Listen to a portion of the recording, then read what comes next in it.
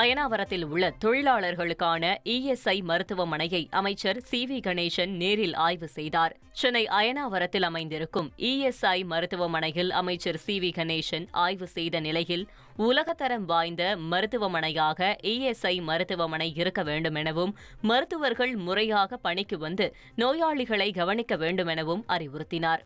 அறுவை சிகிச்சைகள் செய்ய வேண்டிய இருக்கின்ற சில நோயாளிகளை பல்வேறு மருத்துவமனைகளுக்கு நாம் அனுப்பி வைக்கின்றீர்கள்.